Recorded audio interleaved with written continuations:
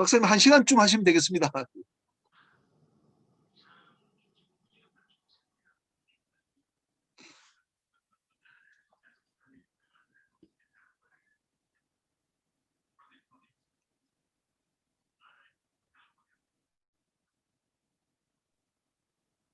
예, 박사님 목소리가 음소거를 해제하고 말씀해 주세요. 잘 들립니까? 예, 예. 예. 시작해도 될까요? 예, 좋습니다.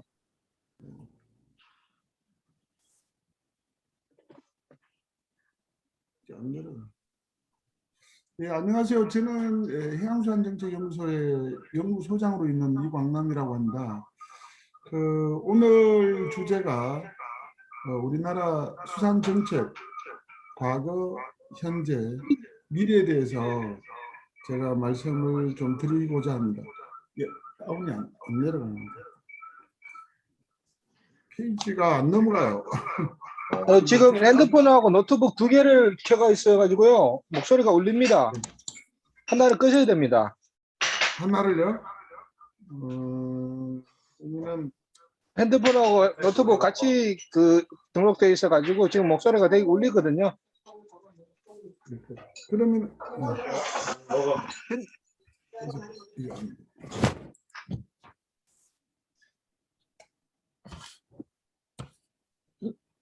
잠깐만요. 예, 예. 천천히 하십시오. 예.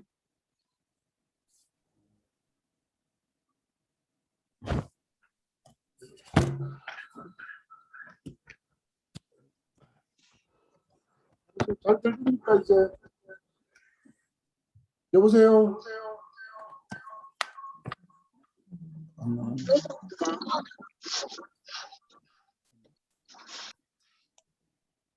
잘 들립니까? 아직도 목소리 울립니다. 잠깐만요. 좀 빠져나가야 되는데. 이 컴퓨터가 별로.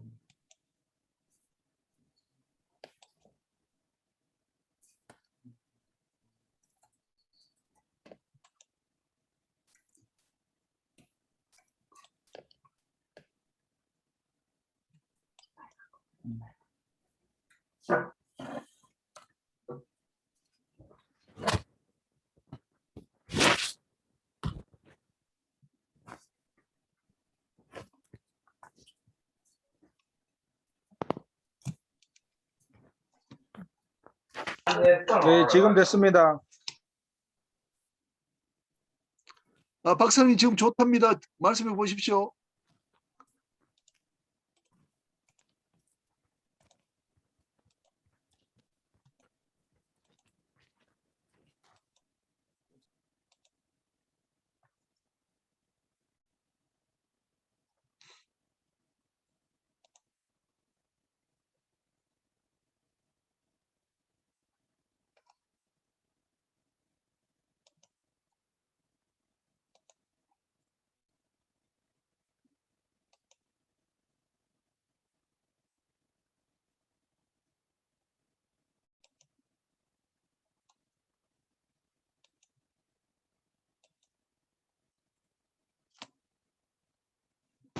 잘 들립니까? 좋습니다. 예. 예. 아이고, 됐습니다. 죄송합니다. 예, 예. 이제 시작하시죠. 예.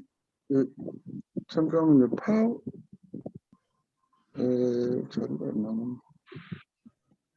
지금 이제부터 화면 보고 말씀하시면 됩니다. 예, 자료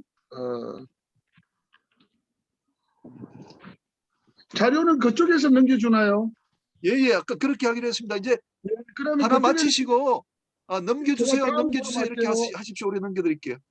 예, 좀 넘겨주세요. 예, 저는 해양수산정책연구소장 이광남이라고요. 오늘 주제는 수산정책의 과거, 현재, 미래에 대해서 좀 쉽게 설명을 드리도록 하겠습니다. 다음입니다. 제가 말씀드린 거는 드릴 내용은 수산행정조직의 변천사입니다. 한 100년 동안 우리 수산행정조직이 어떻게 변해 왔는지를 살펴봄으로 인해서 우리의 미래를, 제가 오늘 얘기하고 싶은 핵심은 이겁니다. 과거와 현재를 보고 우리 수산 정책의 미래는 어떻게 가야 되는지에 대해서 말씀을 드리고자 하는 내용이 핵심이기 때문에 먼저 수산행정조직의 변천사를 제가 말씀을 드리겠습니다. 다음으로 또 수산 정책이 또 어떻게 변화됐는지, 그 다음에 수산 분야에 우리 한 6, 70년 동안 주요 지표는 어떻게 바뀌었는지, 그 다음에 최근의 수산 정책은 어떤 건지, 그 다음에 국민경제에서 수산업의 비중은 얼마나 되는지를 살펴보고 향후 미래에 대해서 수산정책의 방향을 개인적인 의견을 개진토록 하겠습니다. 다음입니다. 예, 자료 보시면 아시겠지만은 우리 우리 수산 정책은 해방 이전에 1948년 이전에 수산 정책이 그러니까 일제 시대부터 수산 정책이 있었는데요. 이 자료를 보시면 아시겠지만은 현재 그 조선 총독부의 1919년 이전에 여기 보시면은 수산 검사하고 수산과하고가 있었습니다. 그 다음으로 군정하에 저기 1948년 이전에도 수산국이 있었고요. 여기 보시면은 또 어록과하고 정식과하고 제조과가 있었습니다. 다음으로는 1948년도 상공부 산하의 수산행정조직을 보시면은 여기도 어록과, 어정과, 어록과, 정식과가 있었는데요. 정리하자면은 1948년 이전, 해방 이전에 조선공업과하고 그다음에 군정하에, 그다음에 상공부 산하에 수산행정조직이 있어 왔습니다. 다음입니다.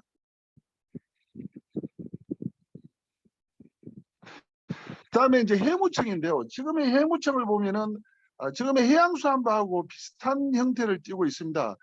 1955년부터 1962년도 사이에 수산국, 해운국, 시설국이 있었는데 여기도 보시면은 어정과, 어록과, 제조과가 있어서 수산행정이 저는 이걸 제2기라고 분류를 했습니다.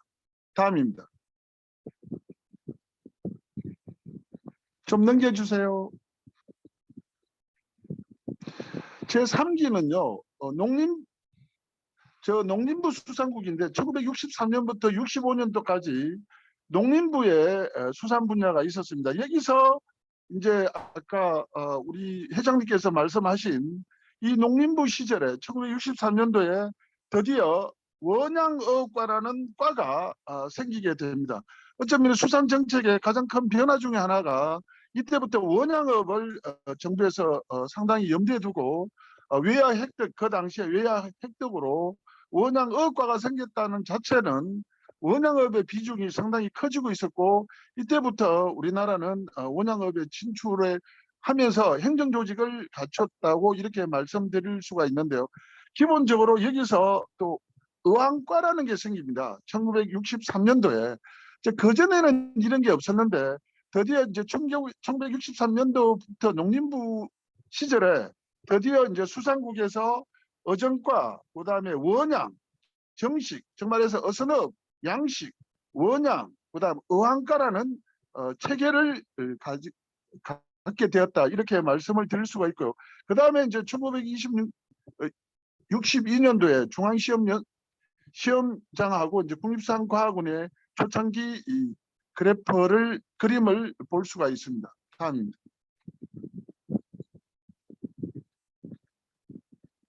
좀 넘겨주세요. 저는 4기라고 했는데요.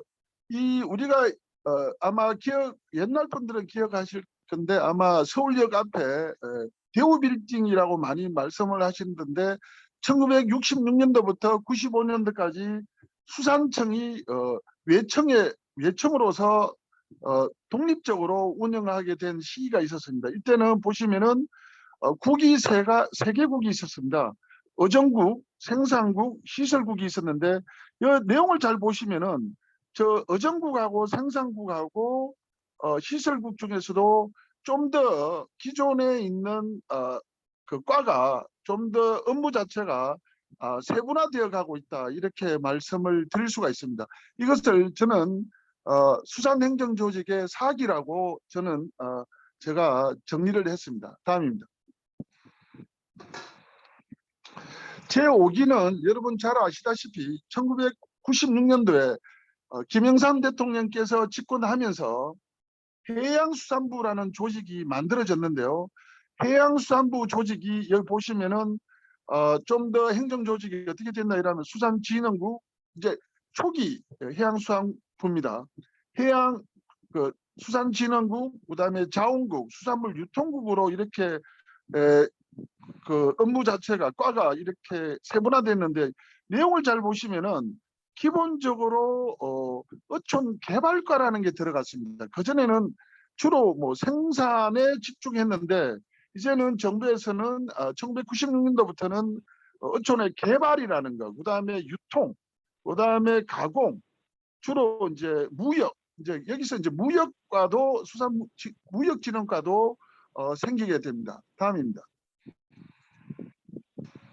제6기는 여러분 아시다시피 이제 정권이 바뀌면서 이제 거기 농림수산부에 1928년도에 이제 MB 정권이 들어서면서 농림부로 들어갔는데요. 이 농림부에서는 여기 보시면은 주로 수산 분야는 여기 보시면은 이제 수산정책실하고 수산정책실장이 주로 다 총괄을 했습니다. 그래서 여기 보시면은 수산정책관, 업자원관, 국제수산관이 있는데요. 이 형태가 지금 그대로 유지되고 있다. 여기 보시면은 수산정책실 소관에 국이 3가지가 있는데요. 수산정책관이 국장급이죠. 그다음 자원관, 그다음에 국제수산관으로 세분화돼서 과가 늘어났고요. 특히 이제 어선에 관해서 그다음에 여기 보시면 유어내수면과라고 있는데 일단은 정부 차원에서는 내수면 쪽도 과를 새로 만들어서 운영하게 되었습니다. 다음입니다. 좀 넘겨주세요.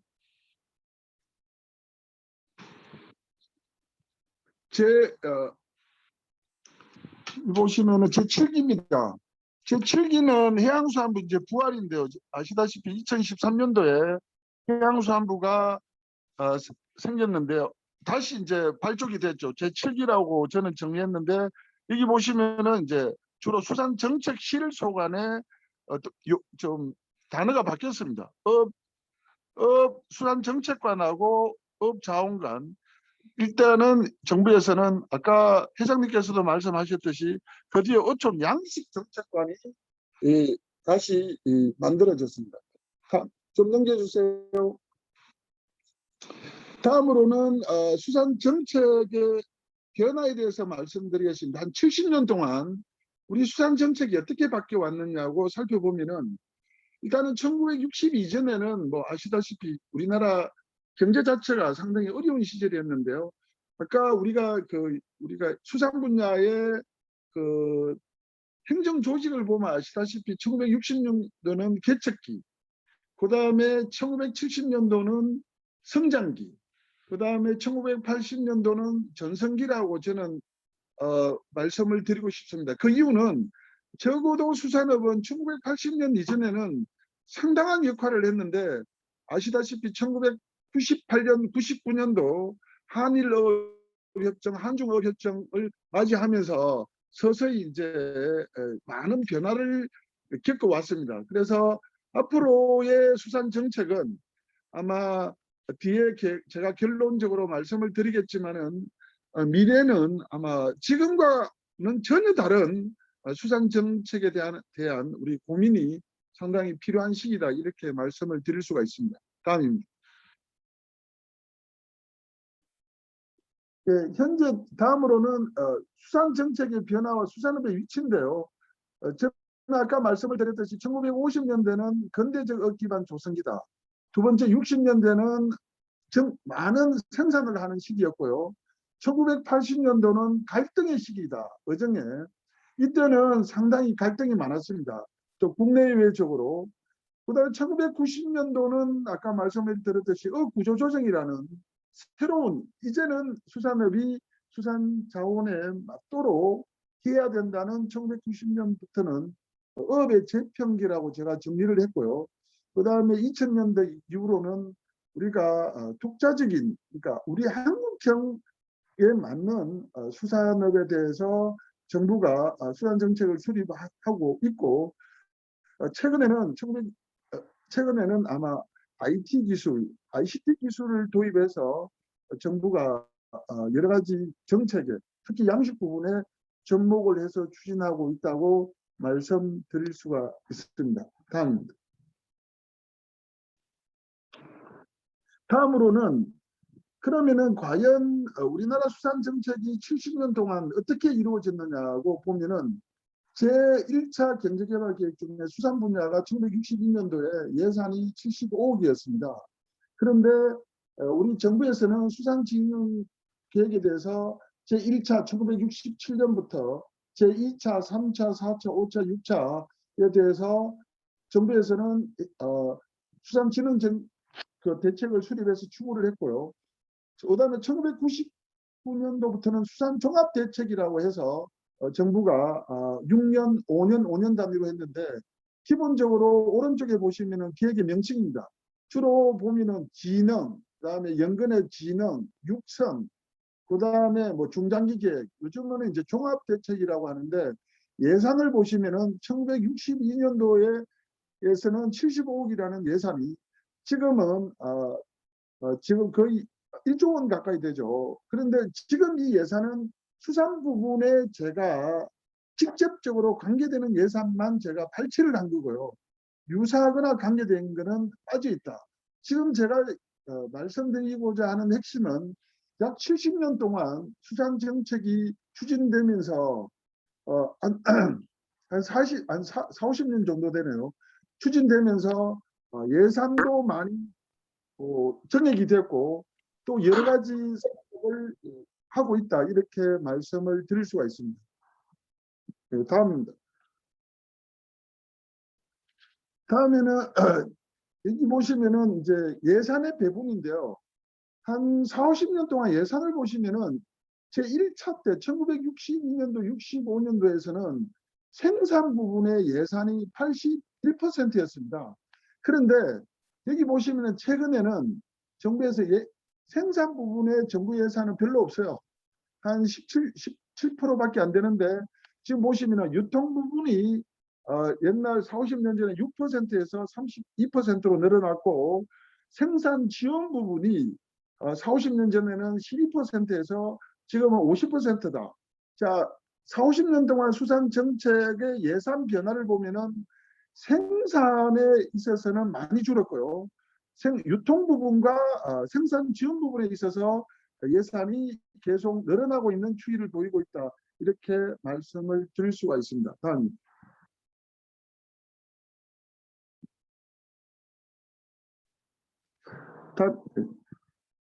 넘겨주세요. 예. 그러면은 거의 50년 동안 수산업은 어떻게 바뀌어 왔느냐. 1970년대에 보면은 어업인 인구가 120만 명 정도 됐습니다. 자료를 보시면은. 그런데 지금은 어업 인구는 약 11만 명밖에 안 됩니다. 거의 저희가 40년 동안 어업인 인구가 급속히 많이 줄었죠. 거의 뭐 90% 가까이 줄었고 1970년 대비 현재 기준으로 거의 90% 가까이 줄었고요. 어업인 인구도 거의 75% 정도 줄었는데요. 저 오른쪽에 그래프를 보시면은 제가 이렇게 곡선을 그렸는데 그러면은 과연 어디까지 줄 거냐. 지금까지 정리를 해보면은 기구나 이런 것은 많이 늘었는데 어업 인구나 어업 가구는 많이 줄었거든요. 이걸 어떻게 우리가 설명을 해야 되느냐. 우리가 상당히 좀 고민을 해야 된다. 쉽게 얘기해서 예산도 늘어나고 행정조직도 늘어났는데 어업 인구는 이렇게 계속 줄고 있는데 이게 어떤 이유든 어떤 문제점이든 우리가 어떻게 이 문제를 봐야 되는지에 대해서 저희가 화두를 던지는 겁니다. 다음 좀 다음에 이 그래프를 보시면은 우리가 수산업은 어선업을 얘기하는데 저 오른쪽에 그래프 보시면은 나와 있듯이 저 곡선입니다. 1990년도를 기반으로 해서 60년부터는 계속 어선 척수가 늘어나다가 1990년도 제가 아까 말씀드렸죠. 어업의 재평기라고 어선 척수가 계속 업 구조 조정으로 해서 계속 줄고 있습니다. 정리하자면은 어업인 인구도 줄고 있고 그다음에 어선 척수도 줄고 있습니다. 이러한 현상은 아마 제가 봤을 때는 어느 정도까지 정말해서 우리나라 수산업에 맞는 역량, 그러니까 우리나라가 어장이나 우리나라의 그 수준, 능력에 맞는 특히 어장의 면적이나 이런 걸 봐야 되겠죠.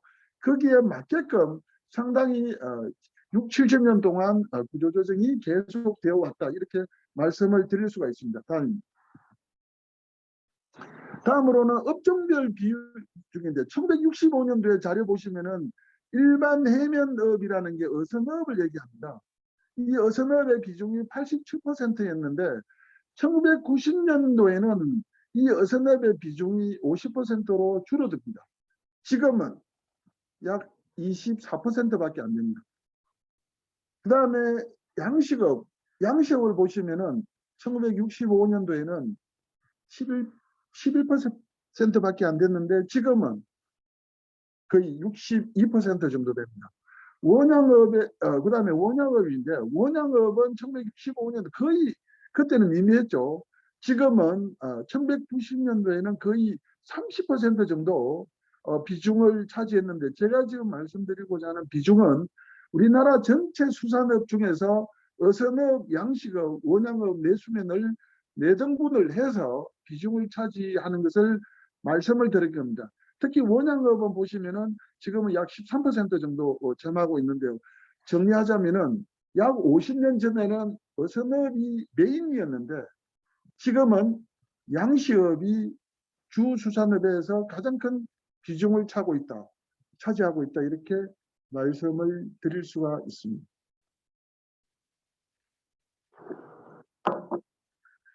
그러면 최근의 수산 정책은 아까 제가 100년 동안 수산 행정을 받고 5, 60년 동안의 수산 정책의 변화, 그다음에 예산의 변화, 어민 인구나 어선 척수를 봤는데요. 지금 최근에 정부 정책이나 보면은 이제 수산업은 국민과 함께 가야 된다는 겁니다. 이제는 전에는 어민들 중심인데 쉽게 얘기해서 어민들도 부가가치나 어떤 어민들이 정말해서 우리가 통상적으로 어업소득하고 어업외소득을 많이 얘기를 하는데 한 6, 70년, 4, 50년 전에는 어업소득만 집중적으로 봤습니다. 이제는 어업외소득, 정말해서 어민과 함께하는 소득원을 창출할 필요가 있고 거기에 맞는 정부 정책이 수반이 되어야 된다는 게 일반적인 생각이고요. 저도 그 점에 대해서 동감을 하고 있고 지금 현재 그런 식으로 많이 바뀌고 있습니다. 다음입니다.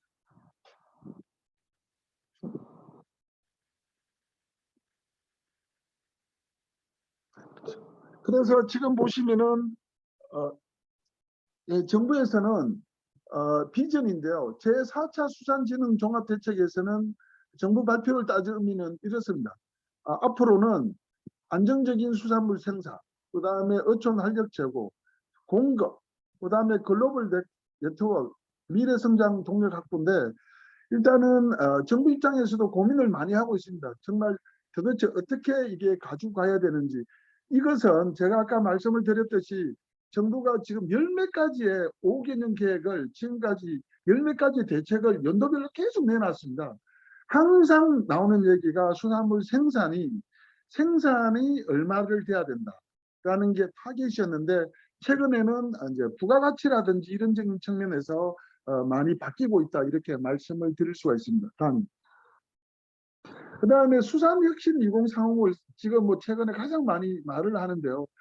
기본적으로 여기 보시면은 또 나옵니다. 연근해, 양식, 어촌 이제 수산기업이 나오는데 정리하면은 거의 100년 동안 6, 70년 동안 항상 하는 단어가 연근해업, 양식업 이것은 계속 나옵니다. 또 특히 이제 최근에는 이제 유통 소비라는 형태로 좀 바뀌고 있습니다. 다음. 그러면은 과연 수산업은 국민 경제에서 얼마나 차지하느냐 보면은 이 자료는 제가 그 총조사, 그 해양수산 총조사의 자료를 인용한 건데요. 역시 이 분류는 해양수산부의 그 산업 분류표가 있습니다. 그 분류표를 보시면은 지금은 여기 보시면 수산혁신 2030은 제가 아까 말씀을 드렸듯이 연근의 양식이고요. 그 다음 장 좀 넘겨주실래요?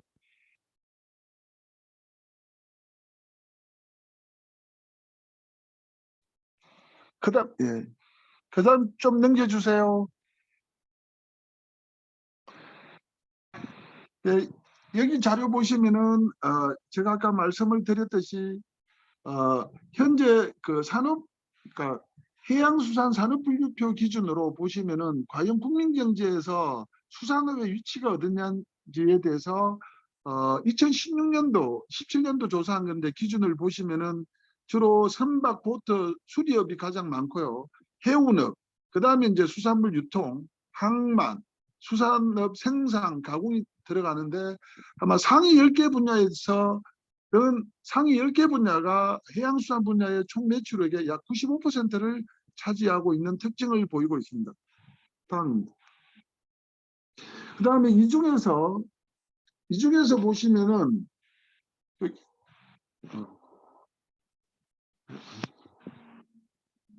이 중에서 보시면은 거기 선박 건조라든지 해운 유통, 그 해운업이 많죠. 그 다음에 수산 부분이 쭉 나옵니다. 다음입니다.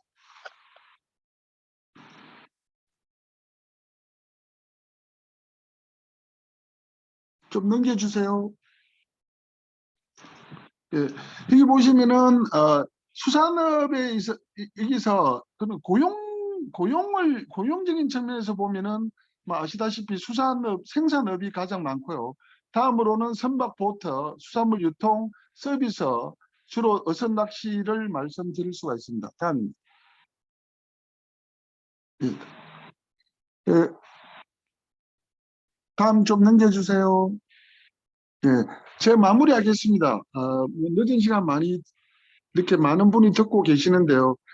제가 한 100년 동안 수산 행정을 받고 그다음에 4, 50년 동안 수산업이 어떻게 움직였고 개략적으로 어떻게 왔고 예산이라든지 인력이라든지 그다음에 그 어떤 어선 척수라든지 전체를 봤는데 제가 이 화두를 던지는 그러니까 제가 얘기하고 싶은 핵심은 이겁니다.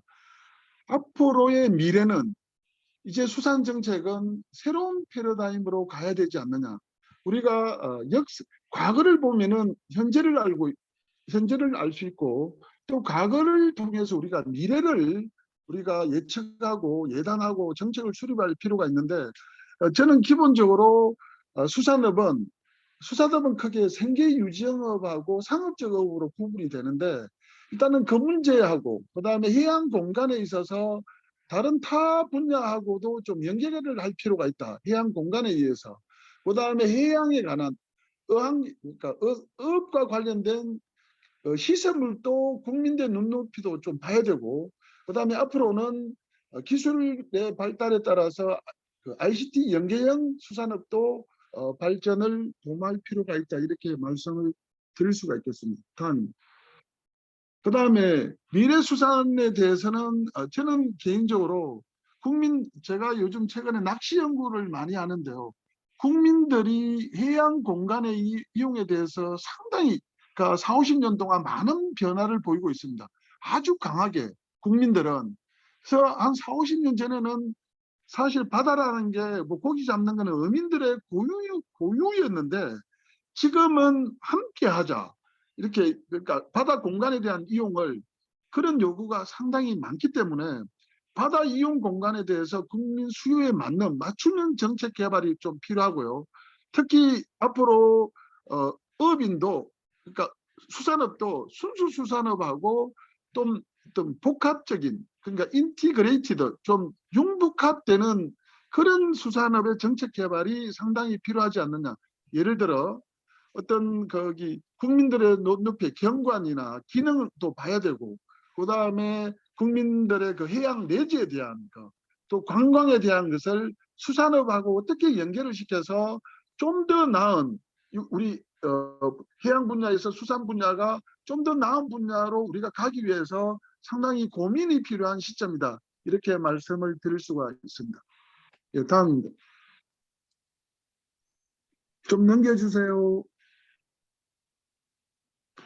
네, 다음으로는 제가 또 드리고 싶은 말씀은 아까 말씀을 드렸듯이 기본적으로 수산업은 앞으로 생계유지형 업, 상업적 업, 기업적 업으로 구분해서 정책을 추진할 필요가 있고, 또한 기술 수준에 맞게끔 접근할 필요가 있다고 다시 한번 강조드리고 싶습니다. 다음입니다. 네, 됐습니다. 제가 마무리하겠습니다. 한 100년, 70년 그 긴 시간 동안 제가 수산업의 정책의 역사, 흐름에 대해서 나름대로 정리를 했는데요. 혹시 짧은 시간에 제가 놓친 부분도 많지만은 제가 드리고 싶은 말씀의 핵심은 이겁니다. 앞으로 수산 정책에 대해서 우리가 어떻게 고민을 해야 되느냐. 제가 드리고 싶은 말씀은 이런 부분에 있어서 이런 자리에서 우리가 고민을 할 수 있는 그런 장이 한번 됐으면 좋겠다 싶어서 오늘 발제를 하게 되었습니다. 감사합니다. 예, 감사합니다. 박사님 너무너무 감사합니다. 저희들이 오늘 참석한 분들이 저를 포함해서 그 수산 정책에 대해서는 사실 이제 문외한들이 많으신데 굉장히 이제 긴 흐름을 아주 요약해서 잘 말씀해 주셨습니다. 특히 이제 1965년, 또 90년, 그리고 이제 2019년 해가지고 어선, 그러니까 연근의 어선, 또 원양 어선업을 이렇게 구분해서 딱 이렇게 일목요연하게 말씀하셨어요. 양식이 지금 가장 큰 비중을 차지하고 있다 이렇게 말씀을 해서 아주 이야기 아주 좋았고요. 또 뭐 미래까지 우리가 어떻게 해야 될지 이렇게 말씀을 해주셨습니다. 그러면 제가 요 토론은 우리 요 수산 분야 오늘 제일 전문가가 우리 박종면 현대해양 국장이시기 때문에 박종면 부국장님한테 일단 마이크를 좀